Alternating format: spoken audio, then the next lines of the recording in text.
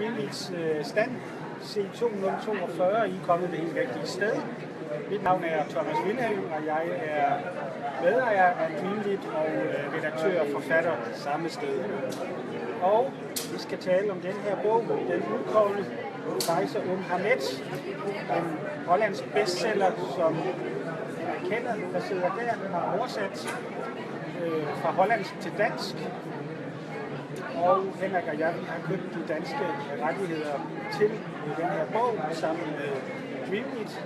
Og det er en meget, meget barsk og meget, meget gribende historie om vold og slaveri, som vi skal beskæftige os med her næste halvdel til 3 kvarter til maks en time. Nu må vi jo se, hvor meget vi har på hjertet. Og jeg har nogle gæster med. Fra Vest, kvindesagsforkæmper, som en del nok kender fra diverse medieindslag, og Halima Abassi, som også er en slags kvindesagsaktivist og beskæftiger sig en del med etniske kvinders vilkår. Og når vi lige har præsenteret bogen, Henrik og jeg, så vil vi tale om nogle af de temaer, der er vigtige i bogen. Hvad kan kvinder gøre for at undgå vold og slaveri, forhold i parallelsamfundsmiljøer? Hvad kan vi som samfund gøre, at kvinder ikke løber ind i så voldsomme dyretæver og lever under så kummerlige forhold, som Fayza Oum Hamed har gjort i flere år, og som lægger grund til den historie, den udkårne, som sagt er en barsk omgang, og jeg må sige, at jeg læste den, greb jeg flere gange mig selv at få et decideret raserianfald i harme over, hvor dårlige vilkår nogle kvinder må affinde sig med at leve under, og hvor mange test, og hvor mange ydmygelser, og hvor meget slaveri de må finde sig i. Men Henrik Keller, det er dig, der har oversat. Ja. Jeg var en tur til Amsterdam for et par år siden, og så købte jeg ved et tilfælde, da jeg var nede i boghandlen, og tænkte jeg køber lige den her med. Det kostede kun, det var nedsat til 10 euro, så jeg tog den med. Jeg så ikke noget særligt, og den lå lidt tid, før jeg fik læst den. Men da jeg så læste den, så synes jeg, det rørte mig meget, og den behandler en meget vigtig problemstilling, som jeg synes, det skal danskerne skulle også have lov at læse. Så jeg kontaktede Thomas, jeg kender ikke Karen, jeg vidste, at de her problemer ligger også ham på scenen, så jeg spurgte, skal vi ikke udgive den, og det var han så med på, så vi købte sig rettigheden. Det den handler om, det er en ung pige på 14 år, Fayza, hun bor nede i en mindre marokkansk by, og har haft en nogenlunde ubekæmpet barndom, lever efter forholdene en nogenlunde fri liv, og har blandt andet fået lov til at læse. Ikke alle bliver der får lov til det. Hun er dygtig i skolen, og hendes drøm er at blive journalist eller forfatter, og hun regner med, at hun skal i gymnasiet og læse videre. Men sådan skal det ikke gå. Da hun er 14 år til sommerferien, kommer der pludselig en familie, en marokkansk familie, der bor i Holland. Det viser sig, at de har en søn, der er 10 år ældre end hende, som leder efter en ung kone. Så det ender så med, at hun mod sin vilje bliver bortgiftet til den her familie. Hun tror så, hun skal til Holland og læse og studere, men det er heller ikke tilfældet. For det første, så må hun ikke komme til Holland, fordi hun er mindreårig, så hun bliver smuglet ind i landet og bor der illegalt og lever således helt ukendt fra myndighederne. Hun bliver tvunget til at gå med burka. Hun må ikke gå ud. Hun må ikke lære hollandsk. Hun må ikke se fjernsyn. Hun må ikke læse bøger. Jeg svigerfaren er sågar ikke meget, for hun kigger ud af vinduet. Så hun lever reelt i svigerfamilien i Amsterdam som deres slave og reelt som fange. Hun må ikke gå ud. Hun mishandles, ydmyges, voldtages og i det hele taget underdog i familien. Hun får 2 børn. Den ældste, det er en søn. Han er svært psykisk skadet af opholdet i familien. Hele det miljø, der er med trusler og vold, det gør, at han som 3-årig faktisk ikke kan tale. Han får så noget specialundervisning og lærer at sige et par ord. Hun får et barn til, og da hun har levet i det der fangenskab i 8 år, så holder klokken koldt ud med ham og prøver at begå selvmord ved at springe ud fra altanen. Hun overlever, og det bliver så hendes vej ud af fangenskab. Men vejen er lang. Hun skal først via psykiatrisk afdeling og lang tid på krisecenter, før hun endelig får sin egen lejlighed med sine 2 børn og kan få slå sig ned i Rotterdam og leve i fred. Hun var meget kvik, så det tog en ingen tid at lære hollandsk, og hun tog uddannelse som socialrådgiver og arbejder i dag med at hjælpe de kvinder, som er i samme situation som hun var. Hendes børn har det godt i dag, og hun er på alle måder nu kommer godt i vej. Man kan sige, at reaktionen på hendes bog, hun fik nogle få trusler, hun fik også nogle negative reaktioner, men langt de fleste de støttede hende, og det gjorde muslimerne faktisk også. De fleste muslimer, både i Holland og i Marokko, de støttede hende og syntes, det hun havde været udsat for. Det var for at sige, det var godt være sådan noget svineri. Og så det er ikke det, hun har været udsat for. Det er mere ekstremt end det i gennemsnit i indvandrerkvinder har været udsat for. Men det er alligevel ikke mere ekstremt, end at omkring mellem 200 og 300 piger i Amsterdam lever med vilkår som hende. Det var resultatet af en undersøgelse, som Amsterdams bystyre satte i gang. Man bad Fayza Oum Hamed undersøge hendes omfang, og kom altså frem til, at mellem 200 og 300, mener nærmere 300 kvinder i Amsterdam, de lever som Fayza levede i reelt fangenskab. Hvis man oversætter det til danske forhold, så vil det svare til, at 200 kvinder skulle leve på den måde i kommunerne København, Frederiksberg, Dragø og Tårnby taget under et. Instituttets rapport prøvede også at se, om de kunne finde nogle mønstre, og det kunne de. Man kunne kort sagt opdele de her kvinder i nogle grupper. Der var en mindre gruppe, der typisk består af piger fra Østlandet eller fra Filippinerne, i Thailand. Der er vestlige mænd, der får dem til Vesten.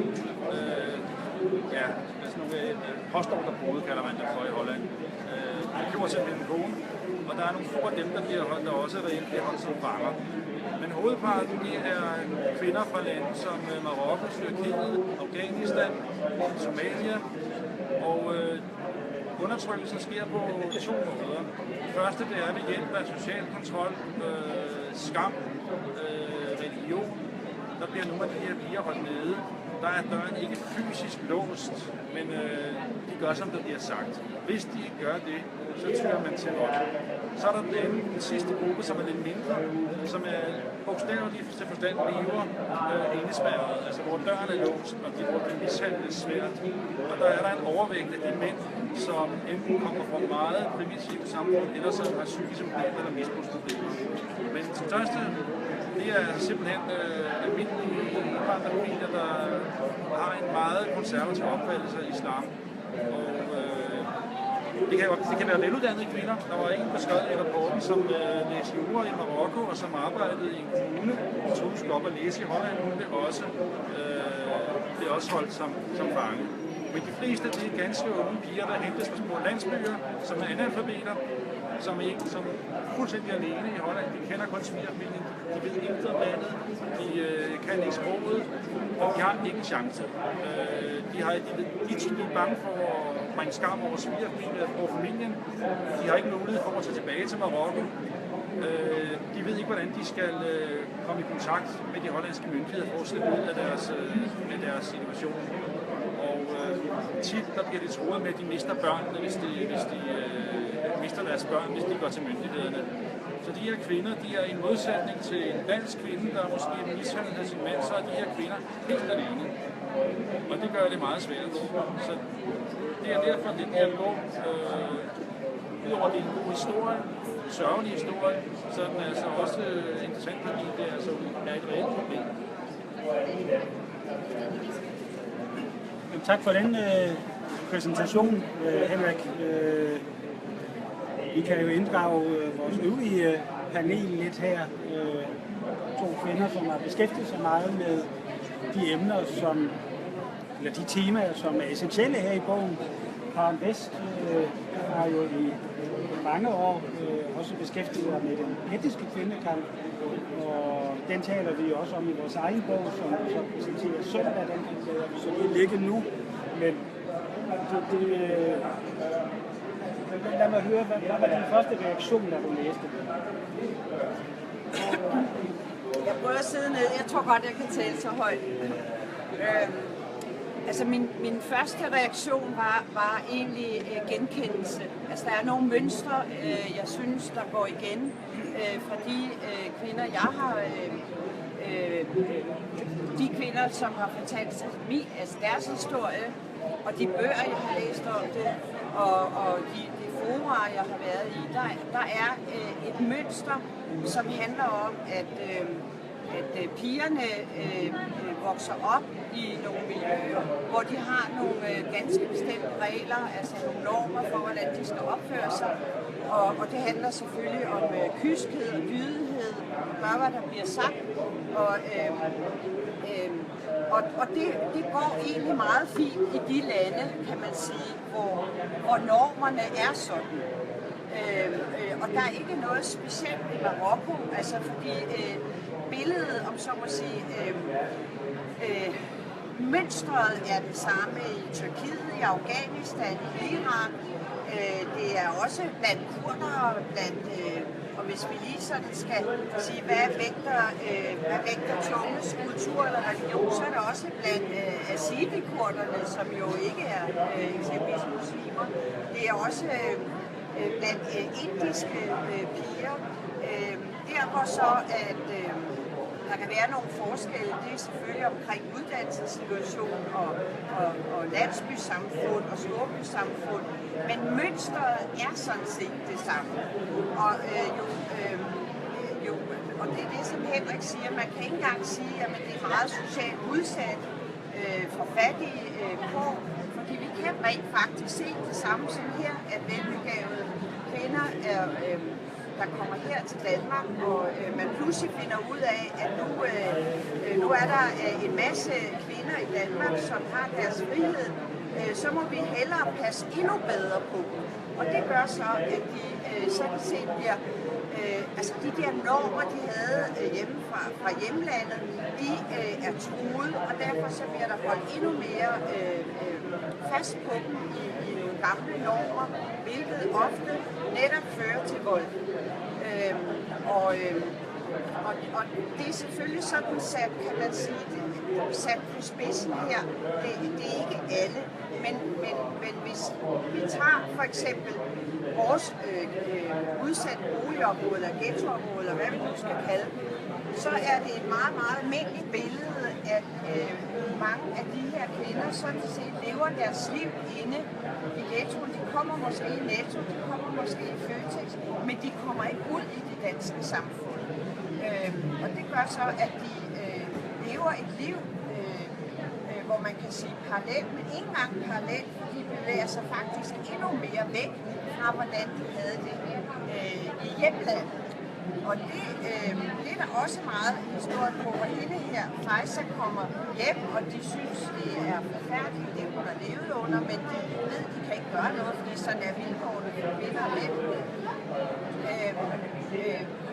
Men der er mange, der beretter om, at når de tager på ferie i hjemlandet, så er der slet ikke lige så mange restriktioner og lige så meget rygtesamfund, lige så meget vold, som der faktisk er i vores udsatte boligområder herhjemme. Så der er en enorm opgave, som i den grad forsøges tales op af nogen. Nu får du ordet her lige med. Og som jeg er blevet involveret i mere eller mindre tilfældigt, fordi, og det kan man læse om frihedsfeministen, og man kan også høre på os på søndag. Men nu vil jeg give ordet til dig, Halime, som formentlig kan bekræfte noget af det, jeg siger. Ja, Halime, du har jo beskæftiget dig med emnet, dels på det personlige plan, men også på det akademiske plan. Lad os lige få vist baggrund lidt op for det. Jamen altså, jeg vil give Karen rigtig meget ret i, at det her er jo ikke noget nyt. Altså, jeg var hverken chokeret eller forbavset eller af Fayzas historie, på trods af, at den er enormt tragisk og enormt trist historie, hun har været igennem.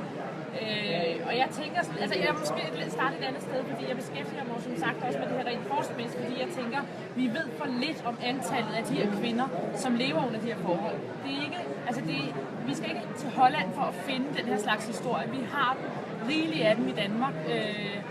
Og det er det, der ligesom er vigtigt at finde ud af, hvad er omfanget, hvad er, kan man sige, problemstillingerne. Og vi kender den godt, vi snakker om den, men vi gør alt for lidt ved nogle af de her problemstillinger.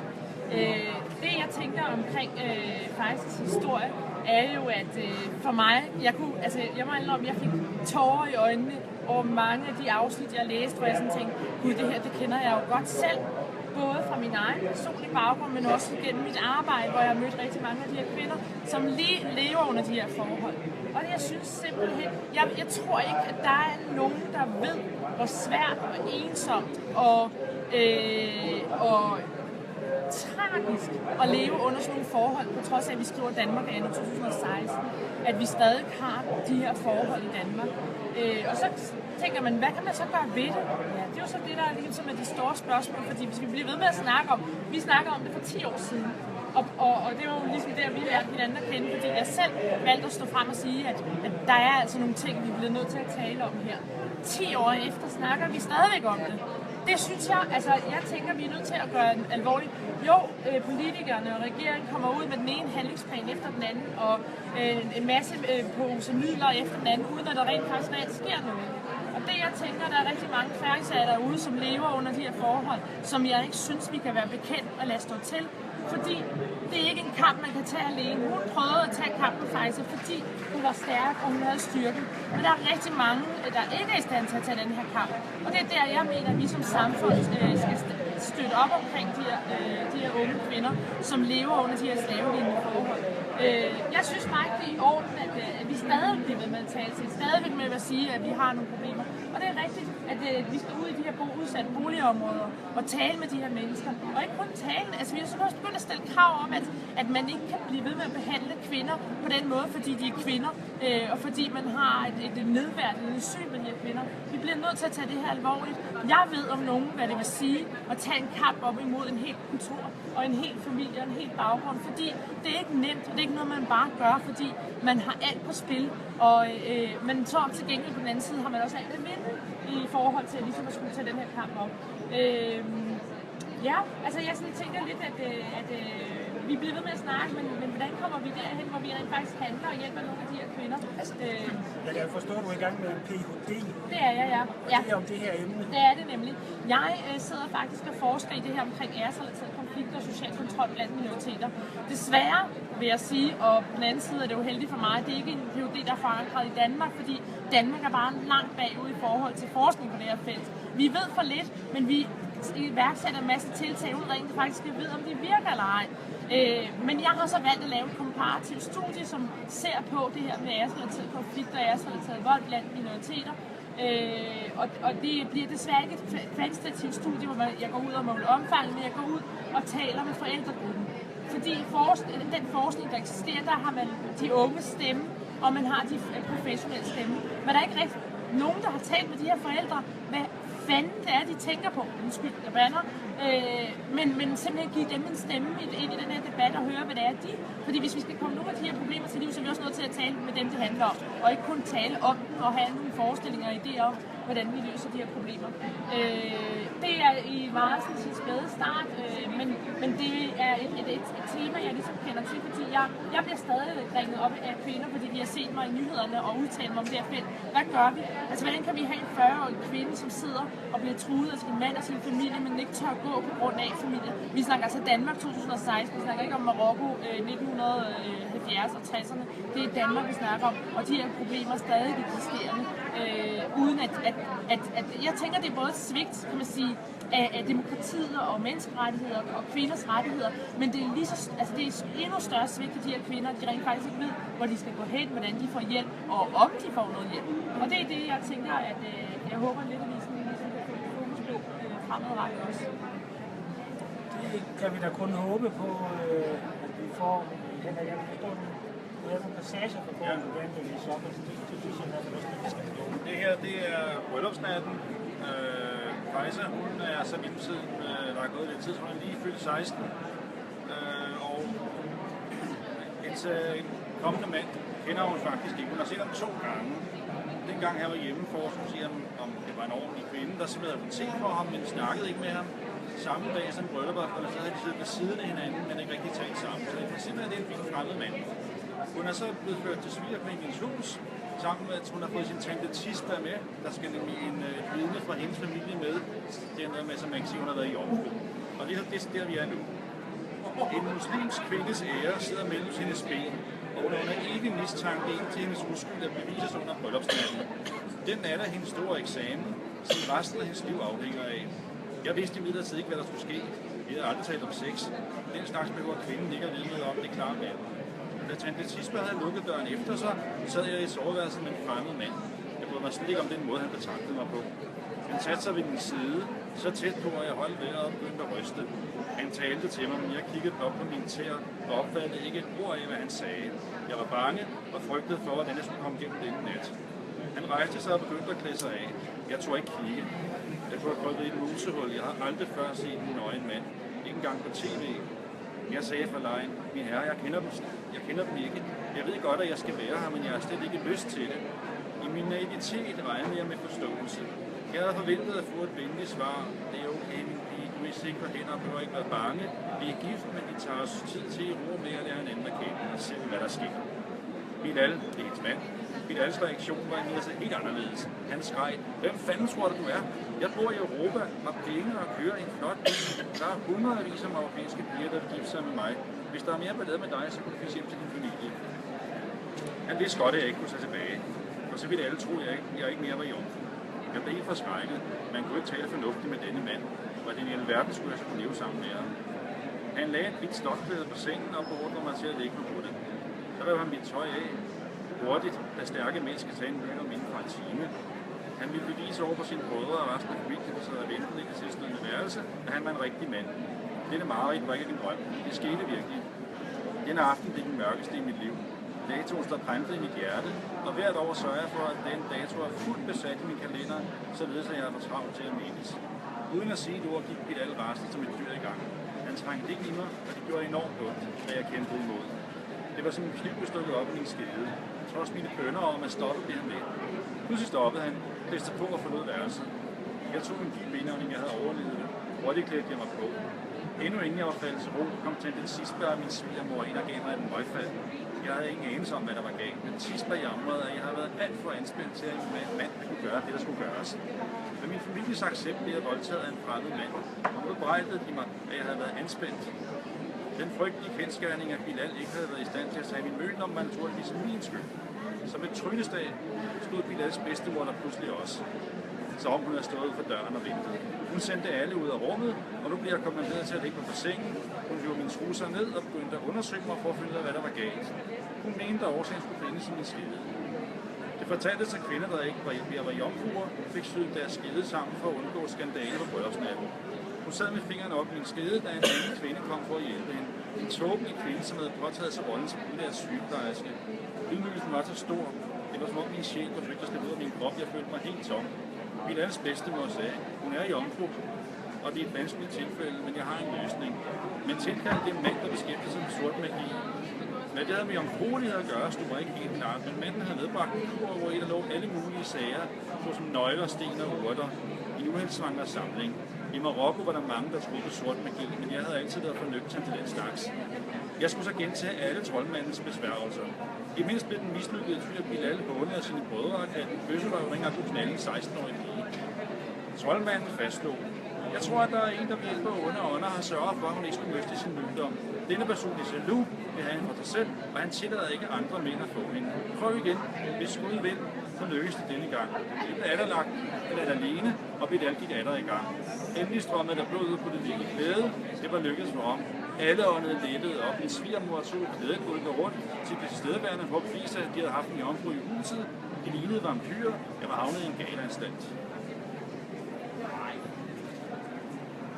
Ja, det er jo unægteligt stærke sager, men jeg har jo før været redaktør på en bog, Elmas Bertes Tavshedens Pris, en roman, der er bygget på virkelige begivenheder. Der er en scene i den bog, som minder meget om den, jeg har læst op. Det er ganske enkelt. Det er der for forbavsende mange fælder i nyheder, og du har lige mig jo om nogen noget om, ud fra de tilgang, du har til emnet, at det er nærmest business as usual. Ja, altså det er jo ikke, kan man sige, hverken chokerende eller overraskende, for trods af, at det kan lyde ret traumatisk at lytte til i det hele taget. Men det er en praksis, som stadig desværre foregår, og der har jo været en debat her for ikke så længe siden omkring det her med jomfrutjek og mygdomskonstruktioner, som jo er stadig en praksis. Der blev lavet en undersøgelse i Sverige, som viser, at læger foretager de her mygdomskonstruktioner, på trods af, at de rent faktisk ikke hjælper de her kvinder. Og jeg har jo også været sådan ude og undervise professionelt til at, ligesom at tage dialogen med de her unge kvinder og ruste dem, kan man sige, til at også gå hjem og tage kampen derhjemme. Fordi ellers så vedbliver de her praksiser med at eksistere, på trods af, kan man sige, at det hører noget til stenalderen, ikke engang stenalderen til, men det eksisterer desværre stadig i Danmark, og der er mange piger, som er bange for ikke at bløde på bryllupsnatten, fordi det kan have så fatale konsekvenser for dem. Og igen har man ikke noget overblik over omfanget, men jeg tror også, altså, der er sket en ændring i forhold til, eller i hvert fald skred i forhold til, at det er noget, de unge finder ud af, uden at forældrene nødvendigvis blander sig i, om kvinden er jomfru. Men den her praksis, som Henrik har læst op, eksisterer stadig desværre.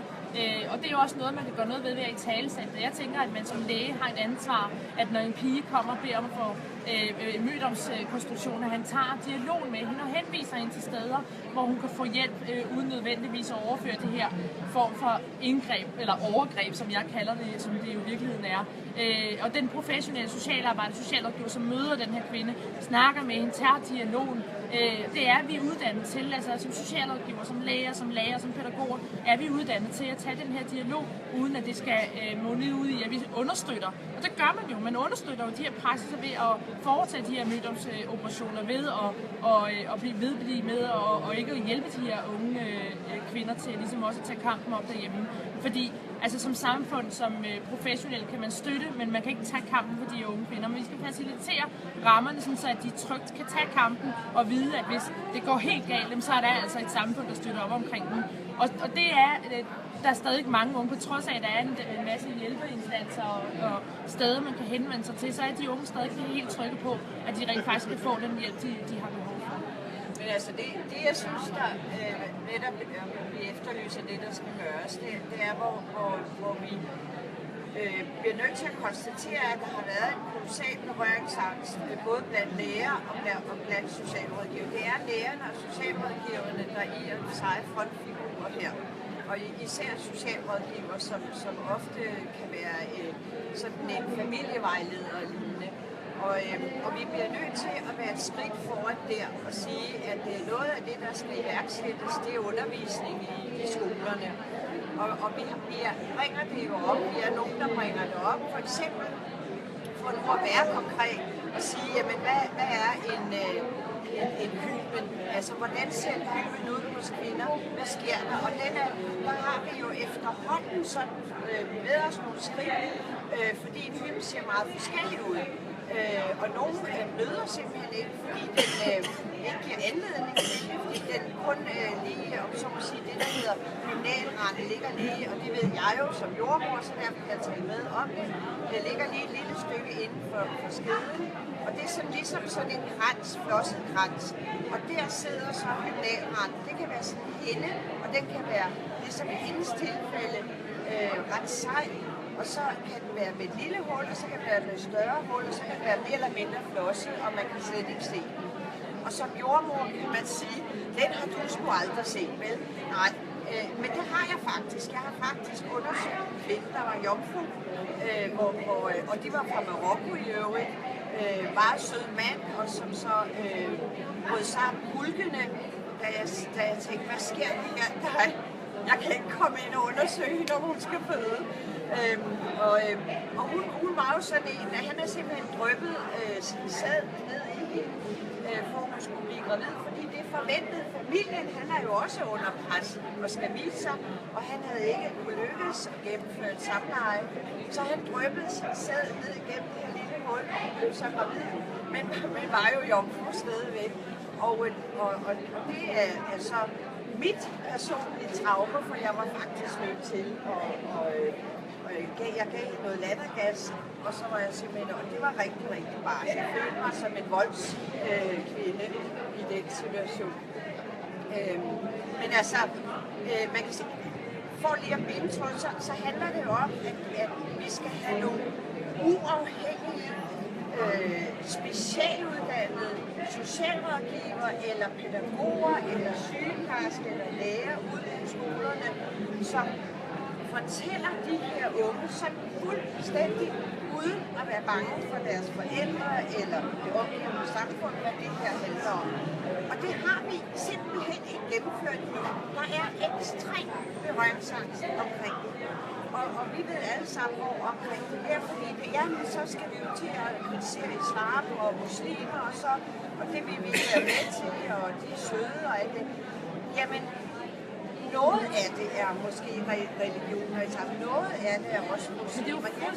Det er fuldstændig ligegyldigt, hvis du koncentrerer dig om at sige, at handler det rent faktisk om nogle unge kvinder, som skal have lov til at bestemme over deres eget liv. Men vi, os der har været i den her debat og været i stormen i mange, mange år, ved, hvad det koster at blande sig i det her. Men jeg er så gammel, heldigvis, nu, at jeg er fuldstændig ligeglad. Og jeg ved, at jeg har været en vigtig stemme for mange år siden. Og jeg ved, at jeg holder meget af muslimer, uanset de muslimer. Jeg er skide ligeglad. Men jeg bliver nødt til at fortælle, hvad det også handler om nogle gange. Men det her, jeg tænker også, altså sådan bare for at byde ind i forhold til det der med, hvad kan vi gøre? Jeg tror, det er vigtigt, at udover ligesom at ruste de unge ved at komme ud på skolerne og komme ud der, hvor at det hele starter allerede faktisk i børnehaven. Altså sådan, start tidligt, men også, jeg tror, hvis vi skal komme til så skal vi arbejde med hele familien. De indsatser, der er lige nu, render sig udelukkende med at fjerne de unge hjemmefra. Og det nytter jo ikke noget, fordi så har vi gået til roden af problemerne. Så jeg tænker det der med at få hele familien med som helhed og arbejde med den som en form for institution, fordi vi kan ikke anbringe alle unge, der har minoritetsbaggrund, der har de her problemer i livet. Det er samfundet ikke kapacitet til. Så jeg tænker, det er også vigtigt, at vi, og det der egentlig er meget tankevækkende, nu kommer Fayza fra Marokko, mine forældre kommer også fra Marokko, jeg betragter mig selv som noget dansk marokkansk. Det skal lige siges, at Marokko jo på mange områder også har udviklet sig. Altså det der egentlig er tankevækkende, mange af de her familier, når de vender tilbage til Marokko, så har samfundet, landet, mentaliteten også udviklet sig. Men de er sådan på en eller anden måde gået i stå mellem to lande, eller to sådan slags udviklingsparadigmer, fordi de har ikke formået at følge med i det danske samfund, mange af de her familier. Men når de så vender tilbage, så finder de så ud af, at samfundet er jo egentlig også udviklet sig på mange områder. Så jeg tænker, at vi er nødt til at smide den der berøringsangst væk. Vi er nødt til at smide den der frygt for at blive kaldt racist, eller en, der blander sig i noget, man ikke har. Det tænker jeg, det bliver nødt til at pakke helt væk, hvis vi skal kunne gøre noget. Og kunne turde i talesætte det, spørge ind, være nysgerrig på. Altså allerede derfra, børnene starter i skole og skal på lejretur. Hvis forældrene sådan afviser, at datteren skal på lejretur, altså at man som skole tager et ansvar og siger, jo, det er en del af skolegangen, at man går på lejrskole. Det er vigtigt, det er det, vi skal. Og det har vi jo sådan set gjort med de sidste 30 år, 40 år. Men vi kan heller ikke på den anden side forvente, at man fra den ene dag til den anden revolutionerer hele alle de her samfund, hvor den her praksis eksisterer. Det er små skridt, men det er små sikre skridt, vi er nødt til at tage, hvis vi sådan skal kunne komme altså til det, jeg synes, jeg oplevede, jeg vil faktisk, det jeg vil svare, at det undrer mig, når de er så besat af myter om, at de ikke ved, at de ikke finder mange bøder for en gang. Det svarer sig på. Det undrer mig egentlig stadig, at de ikke ved den slags. Jamen de bliver jo, altså det der sker, det er en ikke-oplysning. Altså det er jo også det, der kendetegner den her bog, der kendetegner de historier, jeg kender til, der kendetegner tavshedspligts etisk bog, som jo får enormt meget omtale, at pigerne får ikke seksuel vejledning. Og jeg er jo blokeret fra utallige Facebook-sider, fordi jeg sidder og skriver seksuel vejledning. Jeg håber om, at det kommer ud, og så inden jeg bliver blokeret. Men noget af det kan jeg så håbe, jeg får fat i 2-3 stykker. Hvor jeg siger, det er fuldstændig naturligt. Nu skal I høre på mig. Men hvor bliver det eksisterende system af, Karen? Du kan jo ikke tage debatten alene. Nej, men der har aldrig nogen... Altså det, jeg synes, hvis vi nu... vi taler meget om det her, og det ved alle i landet. Jeg kan huske, vi lavede jo debatmøder igennem mange år. Og et af debatmøderne, hvor vi fik Christina Aamand, som jo også har skrevet om det, sammen med den gode imam Abdul, som jo er konvertit, men en god konvertit. Og det er bare for sådan at sige, jeg tror endda også, vi har det med i Frihedsfeministen, hvor han jo kontaktede mig og fortalte mig, at han er jo bare en lille mand i et stort system. Så hvis han går hen for eksempel og giver mig ret, så bliver han undertrykt af de andre. Jeg har, siger han, 3.000 sådan i min menighed af 3.000. Fordi han tager sgu ikke så tungt. Og alle de her, om så må sige, mere eller mindre sekulære par, vi siger, det er ham, der går ind og virer dem. Han er sådan set en udmærket mand, og han bliver jo også skældt enormt meget ud af uvidende mennesker og en ekstrem højrefløj, hvor man jo egentlig burde støtte ham. Og han er sgu ligeglad med, om det er jomfru. Altså i virkeligheden er han lidt ligeglad, ikke? Men han fortalte mig, at jeg kan ikke tage kamp op, eksempelvis mod de store islamiske trossamfund og wahhabisterne og alt det der, fordi så bliver jeg ødelagt. Så I kan se, altså, at undertrykkelsen går længere og længere op, og da jeg sådan hørte det, fordi han sagde også på det møde, ja, Gud tilgiver jo alt, ikke? Du ved, sådan, tag det umuligt, ikke? Og det er jo lidt, altså den der ekstremt polariserede, hvor jeg jo også oplever, hvis når jeg forsvarer altid Abdul, fordi der er ikke noget ondt i den mand. Så bliver jeg jo også skældt ud fra den anden fløj.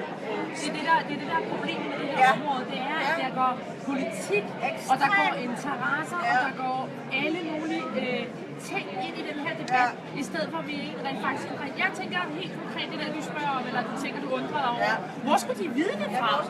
Altså det er forældre, der er kommet her for 30 år siden, 40 år siden, som gæstearbejder, som er...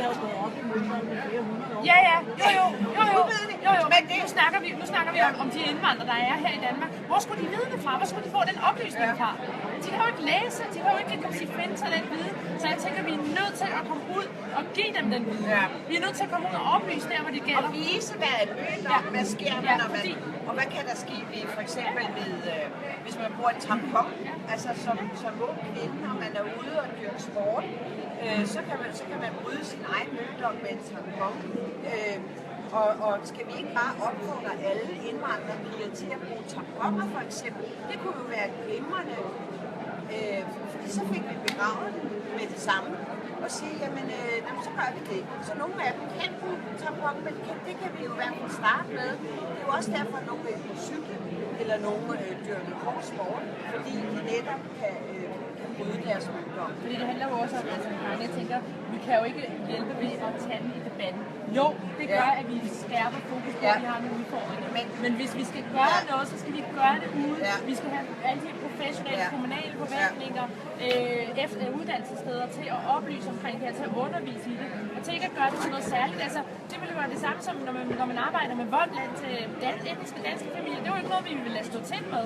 Men det bliver gjort så særligt, at vi på en eller anden måde bliver handlingslammet i forhold til det her. Så jeg tænker, at debatten er vigtig, men hvis vi skal gøre reelt noget, så er det nødt til at sige noget i det eksisterende hjælpesystem. Man skal simpelthen, altså det her det handler om undervisning, ikke?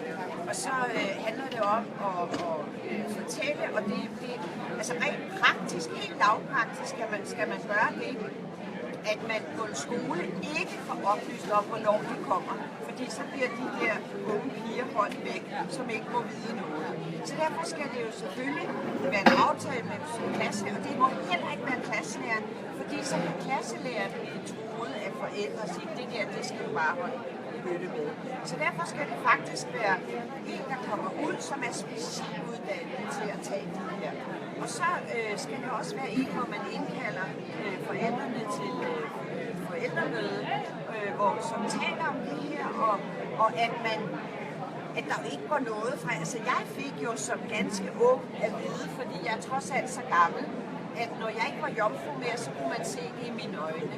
Så da jeg ikke var jomfru mere, så gik jeg hen og stirrede.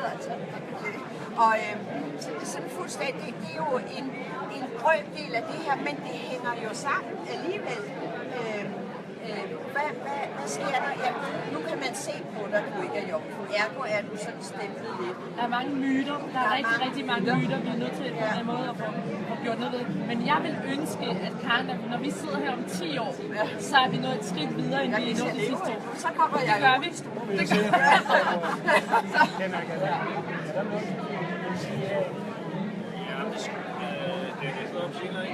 Du kan godt læse en lille passage lige op, så runder jeg af. Godt. Inden jeg gør det, vil jeg lige sige, at Fayza Oum Hamed, den undersøgelse, jeg snakkede om før, Amsterdam Plus, de har lavet, den viste nogle ting, der karakteriserede de her kvinder, som man kunne fange. Det kunne være kvinder, indvandrerkvinder med mange psykosomatiske funktioner. Det kunne være dem, der har fuldstændig stoneface, jeg har de godt, der er ikke noget i vejen. Det kunne være dem, der ikke kommer til at aftale, dem, der aldrig flytter sine børn i børnehave, eller går lige hjem i det samme og vækster i ord. Og så er der selvfølgelig de fysiske sammenbrud, man har fået hørtæver, og så vi opfordrer til især også læger, pædagoger og jordmødre at være mere opsøgende. Det sidste, jeg vil læse op, der er der så sket det i mellemtiden, at Fayza er gravid med sit andet barn.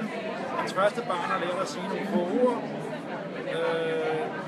Og Fayzas onde ånd, det er svigerfaren, Henrik, som er det er ham, som er hele familien, der undertrykker hele familien. Det, der sker her, det er, at en søn Idris, det er en søn, en dag bliver hjemme med Idris, fordi han var syg og kastet op. I et par dage havde han intet spist, uanset hvad jeg lavede til ham. Jeg ringede til min mand Bilal for at spørge, om jeg må gå ned til bageren og købe brød. Bageren lå i samme bygning som vores lejlighed. Bilal gav sin tilladelse under forudsætning af, at jeg med det samme vendte tilbage til lejligheden. Jeg spændte mit tørklæde ekstra stramt om hovedet og tog min lange, hæslige beige frakke på. Da jeg var ved at købe brød, fik jeg øje på min svigerfar, han havde også set mig. Han var vred, fordi jeg havde penge i hånden, og oven i købet var ved at købe brød. Hvad laver du her? Spurgte han på groft bærberisk. Jeg hilste på ham og sagde, at jeg skulle købe brød, og ville gå tilbage til lejligheden med det samme. Han drejede op på hælen og gik uden at sige et ord, men jeg vidste, at der var lagt i kakkelovnen. Han havde allerede brokket sig over min løslukkende søster fra Bruxelles, og hun havde haft en dårlig indflydelse på mig, og nu skete dette. Det viser sig da også, at Henrik med det samme havde ringet til min mand og skældt ham ud i en fuld. Han måtte aldrig mere give mig penge, og han måtte aldrig lade mig gå ud alene. Da jeg hørte mit stak nøglen i døren, begyndte jeg at ryste. Jeg vidste, at jeg ikke havde gjort noget forkert, men Henrik absolut ikke havde været sigende og ildevarslende, og jeg vidste, hvad der ventede mig. Bilal begyndte med at skælde mig ud. Møgsæk, det var din opførsel af min far vred på mig. Jeg havde givet dig lov til at gå til bageren, men det var ikke meningen, at min far skulle se dig. Forundret spurgte jeg, hvad skulle jeg skulle gøre? Forvandle mig til en mus og kunne ville med bærens dør. Bilal indså det tåbelige, det han havde sagt, men ved med at skælde ud. Jeg havde fået nok af hele tiden at blive skældt ud på grund af min svigerfar, og for første gang udtalte jeg min vrede mod Bilal. Den kom dybt fra hjertet. Jeg hader Henrik, jeg hader Henrik, jeg hader Henrik. Det var en befrielse. Opvågningen kom ret, da Bilal i vrede slog mit hoved ind mod væggen. Jeg blev svimmel og faldt om helt bevidstløst, mens han overdækkede mig med spark. Jeg hørte Idris, som havde feber, og han løb over gangen og råbte, mor, jeg ville ikke have, at min søn skulle se mig sådan og rejste mig op, mens jeg blev ved med at gentage, at jeg hader Henrik. Bilal pressede sin hånd på min mund, så jeg næsten blev kvalt. Idris forsøgte grædende at komme ind imellem os, og Bilal løb ud i køkkenet og hentede det lange kosteskaft, som man derefter fuld styrke testede mig med. Han hamrede løs på mit hoved, mine arme, min ryg og min gravide mave. Han stoppede først, da kosteskaftet knækkede. Jeg havde ondt i hele kroppen, men den psykiske smerte var værre. Jeg kunne ikke tåle, at Idris skulle have vidne til dette, eller det udfødte baby for den sags skyld. Den aften satte jeg mig på altanen og tænkte på vores skov derhjemme, hvor jeg som barn lå og sovløs og kiggede op i stjernerne. Jeg kiggede mod himlen og sagde, Gud, hvis du er der, så giv mig en sygdom, så jeg dør hurtigt. Jeg vil ikke leve på den måde. I tankerne havde jeg allerede slået Henrik ihjel mange gange. Jeg har aldrig mødt nogen, der i den grad fandt ydelsessidede problemer. Det var som en hobby for ham. Til i moskeen sladrede han om bekendtes koner, som han havde set på markedet. Han sagde til deres venner, at de var bøsser under tøflen, og han pralede af, at man aldrig nogensinde ville se hans eller hans sønners koner på gaden. Jeg havde fået nok af det giftige miljø og ville væk. Men jeg vidste ikke hvorhen eller hvordan. Kunne jeg dog bare få fat i min søster i Bruxelles. Jeg kendte ingen i Holland, jeg havde ingen penge. Og jeg ville have kommet til at sove i parker og finde mad i skraldespanden. Men det var næsten at foretrække, frem for at leve med at have celler. Jeg vidste dog, at det kunne lade sig gøre min baby i maven. Jeg besluttede mig for at tøjle min trang til at stikke af og vente til mit andet barn blev født. Flere gange bliver jeg sendt på hospitalet for at få en ultralydsscanning, fordi jordemoderen ikke kunne høre hjertelyd. Nytårsaften år 2000 begyndte vejerne i samme øjeblik, som der blev skudt fyrværkeri af. Bilal havde været ude og havde taget en ven med hjem. Læser de at sove, samtidig med at vejerne begyndte. Jeg tog ikke sige noget til Bilal. Han var ikke til at spøge med, når han havde sovet for lidt.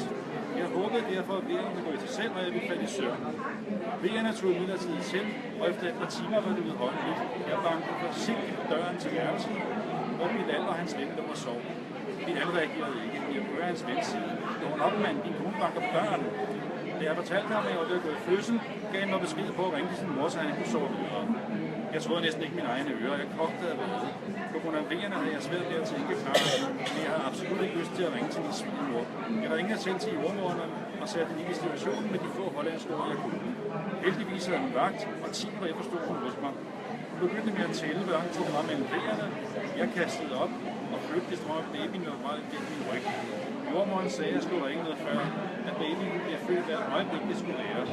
Jeg skulle hurtigt ud på hospitalet, men der var ikke plads på til lige for flagkræststørrelse. Samme aften var der udbrudt brand i caféen hjemmeside, for uden at de gange såret optog alt plads på hospitalet. Efter et par opkald havde jordemoderen skaffet plads på Akademisk Centrum i Amsterdam. Jeg bankede atter på døren til i land. Denne gang ikke mødt. Jeg havde fået nok. Jeg sagde, at jeg skulle på hospitalet, og at jeg ikke ville stå i sin seng. Jordemoderen spurgte for pausen i mand hjemme. Jeg kunne ikke begribe, at han kunne ligge og sove, mens jeg var ved at føde hans barn. For at forhindre, at hun fik et dårligt indtryk om marokkaner, løg jeg, altså han har arbejdet hårdt hele natten og var endelig faldet i søvn. Jeg kunne se, at hun overvejede sig. Min datter blev født nytårsdag 2001, alt fuldt glat, og efter et par timer kunne vi tage hjem. Denne gang var det min svigermors tur til at finde på et navn, og det blev Safia, som betyder rent på arabisk. Svigermor sagde, at det var et navn fra Koranen, som ingen i familien var. Tak for denne. Er der grufulde uddrag fra bogen her, den udkårne, skrevet af Fayza Oum Hamed, og den kan købe heroppe lidt rabat i dagens anledning deroppe. Jeg skal sige tak til Nina Lassi for Vest. Kommer tilbage med søndag, hende slipper det ikke så nemt for. Og selvfølgelig så den gode Henrik Keller, som jeg har gjort meget fortjenest. Fuldt arbejde ved at oversætte den her vigtige skæbneberetning til et ganske vellæseligt, velflydende dansk. Det skal du have stor tak for, og du har også hjulpet med, og din kone har også hjulpet. Et vældig flot stykke arbejde, I har gjort i fælles hjælp, og det er en fornøjelse at udgive den her bog med dig. Eller lad mig sige det sådan, at nu kommer det så officielt på mandag, men den kan købes allerede.